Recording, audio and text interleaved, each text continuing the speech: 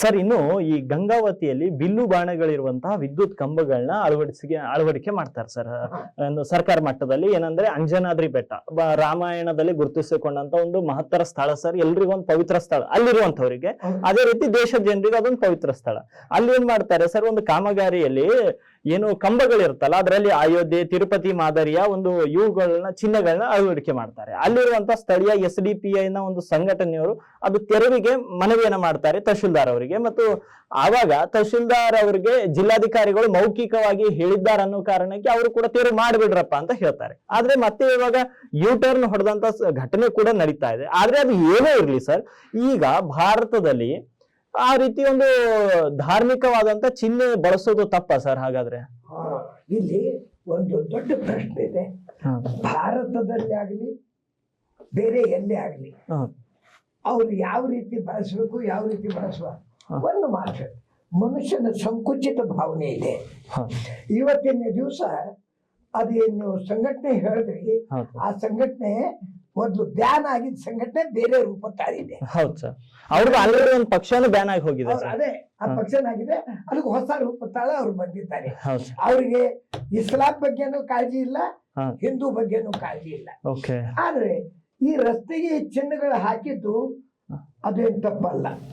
ಯಾಕಂತಂದ್ರೆ ಯಾವ ಪರ್ವತಕ್ಕೆ ಯಾವ ಆಂಜನೇಯನ ಇದಕ್ಕೆ ನೀವು ಹೋಗ್ತಾ ಇದ್ರಿ, ಆ ಮಾರ್ಗದಲ್ಲಿ ಅದ್ರ ಚಿಹ್ನೆ ಹಾಕಿದ್ರೆ ಬೇರೆ ಯಾರಿಗಾದ್ರೂ ನೋವು ಉಂಟಾಗ್ತದಂದ್ರೆ ಹಾಸ್ಯಾಸ್ಪದ.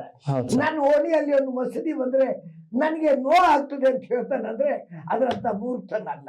ಯಾವುದೇ ಮುಸ್ಲಿಂ ಓಣಿಯಲ್ಲಿ ಒಂದು ಮಂದಿರ ಇದ್ರೆ ನನ್ಗೆ ನೋವು ಆಗ್ತದೆ ಅಂತ ಹೇಳಿದ್ರೆ ಅದರಂತ ಹುಚ್ಚತನ, ಅದರಂತ ಮೂರ್ತನ ಮತ್ತೊಂದಲ್ಲ. ನಗರದಲ್ಲಿ ಮಂದಿರಗಳು ನೋಡಿದ್ರು ಸಂತೋಷ ಪಡಬೇಕು, ಮಸ್ಜಿದ್ ನೋಡಿದ್ರು ಸಂತೋಷ ಪಡ್ಬೇಕು, ಹಿಂದೂ ಚಿಹ್ನೆಗಳ ನೋಡಿದ್ರು ಸಂತೋಷ ಪಡ್ಬೇಕು, ಮುಸ್ಲಿಂ ಚಿಹ್ನ ಇತ್ತು ಯಾವ್ದಾದ್ರು ಅಂದ್ರೂ ನಾವು ಸಂತೋಷ ಪಡ್ಬೇಕು. ಆದ್ರೆ ಪಾಕಿಸ್ತಾನ ಚಿಹ್ನೆ ಇರಬಾರ್ದು, ಅದನ್ನ ವಿರೋಧಿಸ್ಬೇಕು. ಯಾರಾದ್ರೂ ಪಾಕಿಸ್ತಾನ ಚಿಹ್ನೆ ಹಾಕಿದಾರಂದ್ರೆ ವಿರೋಧಿಸೋದಲ್ಲ, ಅವ್ರಿಗೆ ಕತ್ ಹಿಡಿದು ಹೊರಗೆ ಹಾಕಬೇಕು, ಪೊಲೀಸ್ ಸೈಡ್ ಹೊರಗೆ ಮಾಡಬೇಕು. ಆದ್ರೆ ಗದ, ತೀರು, ಧನುಷ, ಚಾಂದ್ ಇವೆಲ್ಲ ಚಿಹ್ನೆಗಳು ಯಾರ್ದು ವಿರೋಧ ಅಲ್ಲ. ಈಗ ಮುಸ್ಲಿಮರು ಧ್ವಜದಲ್ಲಿ ಚಾಂದ್ ಹಾಕ್ತಾರೆ, ನಮ್ಮ ಮನ್ಸು ಹೋಯ್ತದ, ಅವ್ರು ಹಾಕಬಾರ್ದು. ಯಾಕಂದ್ರೆ ಹಿಂದೂಗಳ ಪೂಜ್ಯ ದೇವತೆ ಚಂದ್ರ, ಅವ್ರು ಹಾಕ್ತಾರೆ. ಆದ್ರೆ ನಾವು ಸಂತೋಷ ಪಡ್ಬೇಕು, ನಮ್ ಜನರಿಗೆ ಅವ್ರನ್ನು ಒಪ್ತಾರೆ ಅಂತ. ಆದ್ರೆ ನಾವೇನು ವಿರೋಧ ಮಾಡ್ತೀವಿ, ಇದು ತಿಳುವಳಿಕೆ ಕಡಿಮೆ ಇದ್ದವ್ರು. ಆಮೇಲೆ ಒಮ್ಮೆಲೆ ಯಾರೋ ಬ್ಯಾಡ ಅಂತ ಹೇಳಿದ್ರೆ ಅದಕ್ಕೊಂದು ತೆಗೆದು ಹಾಕ್ರಿ ಅಂತ ಆದೇಶ ಕೊಡೋದು, ಮತ್ತೆ ಆ ಕಡೆಯಿಂದ ಒತ್ತಡ ಬಂತಂದ್ರೆ ಮತ್ತೆ ಪುನಃ U-ಟರ್ನ್ ತಗೊಳ್ಳೋದು. ಇದು ಅಧಿಕಾರಿಗಳ ಬುದ್ಧಿವಂತಿಕೆ ಕಮ್ಮಿ. ಅವರು ವಿಚಾರ ಮಾಡಿ ತೆಗೆದು ಹಾಕ್ಲಿಕ್ಕೆ ಹೇಳಿಲ್ಲ, ವಿಚಾರ ಮಾಡಿ U-ಟರ್ನ್ ತಗೊಂಡಿಲ್ಲ. ಒತ್ತಡದ ಮೇಲೆ ನಮ್ಮ ದೇಶದಲ್ಲಿ ಒತ್ತಡದ ಮೇಲೆ ಕಾನೂನು ನಡೆಯುವಂತೆ ಆಗ್ತಾ ಇದೆ. ಒತ್ತಡದ ಮೇಲೆ ಕಾನೂನು ಆಗಬಾರ್ದು, ಕಾನೂನು ಮೇಲೆ ಒತ್ತಡ ಬರ್ಬೇಕು, ಕಾನೂನಿನಿಂದ ಒತ್ತಡ ಬರ್ಬೇಕು. ಕಾನೂನು ಬಿಟ್ಟು ಜನರ ಒತ್ತಡಕ್ಕೆ ಮುಸ್ಲಿಂ ಸಂಘಟನೆ ಹೇಳ್ತು ಅಂತ ತೆಗೆದು ಹಾಕೋದು, ಹಿಂದೂಗಳ ಸಂಘಟನೆ ಒತ್ತಾಯ ಮಾಡಿದ್ರು ಅಂತ ಆದೇಶ ವಾಪಸ್ ಎರಡೂ ಕಾನೂನು ಅಲ್ಲ, ಇವೆರಡೂ ಅಧಿಕಾರಿಗಳಿಗೆ ಶೋಭೆ ಅಲ್ಲ. ಅಂತ ಅಧಿಕಾರಿಗಳು ಅಧಿಕಾರಿ ಆಗ್ಲಿಕ್ಕೆ ಯೋಗ್ಯರಲ್ಲ. ಒಂದ್ಸಲ ನಿರ್ಣಯ ತಗೊಂಡ್ರೆ ಕಠೋರವಾಗಿ ಕಾನೂನು ಪ್ರಕಾರ ಇದೆ ಅಥವಾ ಇಲ್ಲ ಅಷ್ಟೇ ನೋಡ್ಬೇಕು. ಎಷ್ಟು ಜನರು ಒತ್ತಡ ಇದೆ, ಯಾವ ಮಿನಿಸ್ಟರ್ ಫೋನ್ ಬಂದಿದೆ, ಎಷ್ಟು ಸಮಾಜದವರು ಅಲ್ಲಿ ಎಷ್ಟು ಹೆಚ್ಚು ಜನರು ಇದ್ದಾರೆ, ಯಾವ ಸಮಾಜದಲ್ಲಿ ಒತ್ತಡ ಹೆಚ್ಚಿದೆ, ಇದು ನಾವು ನೋಡ್ಲಿಕ್ಕೆ ಹೋಗ್ಬಾರ್ದು. ಇದು ಅಧಿಕಾರಿಗಳ ಕೆಲಸನೂ ಅಲ್ಲ. ಒಂದ್ ಊರಲ್ಲಿ 5 ಮನೆ ಹಿಂದೂ ಇರ್ತವೆ, 95% ಮುಸ್ಲಿಂ ಇರ್ತಾರೆ. ಅಲ್ಲಿ ಅನ್ಯಾಯ ಆದ್ರೆ ಕಾನೂನು ಪ್ರಕಾರ ನೋಡ್ಬೇಕೆ ವಿನ ಹಿಂದೂಗಳು ಕಡಿಮೆ ಇದ್ದಾರೆ ಅನ್ಯಾಯ ಆಗಿದೆ ಅಂತ ಅಲ್ಲ.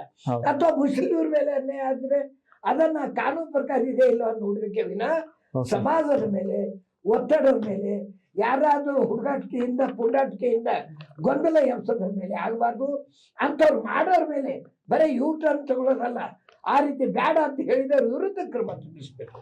ಯಾಕಂದ್ರೆ ಒಂದು ದಾರಿಗೆ ಗದ, ತೀರು ಇಂಥ ನಿಶಾನೆಗಳು ಹಾಕಿದ್ರೆ ಅದು ಜರ ನಮ್ದು ಜಾತ್ಯತೀತ ಅಷ್ಟಕ್ಕೆ ಧಕ್ಕೆ ಬರ್ತದಂದ್ರೆ ಎಲ್ಲರೂ ಕೂಡ ಒಂದು ಕೆಲಸ ಮಾಡ್ಬೇಕು.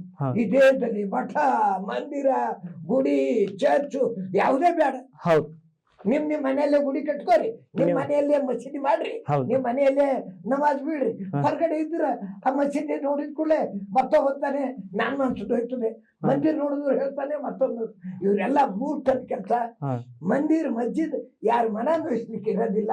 ಕೆಲವು ಕುಚೇಷ್ಟೆಗಳು, ಧರ್ಮ ವಿರೋಧಿಗಳು, ನೀತಿ ವಿರೋಧಿಗಳು, ರಾಷ್ಟ್ರ ವಿರೋಧಿಗಳು ಮಾಡ್ತಕ್ಕಂಥ ಕೆಲಸ. ಅಂತದಕ್ಕೆ ಅಧಿಕಾರಿಗಳು ಬಗ್ಗಬಾರದು.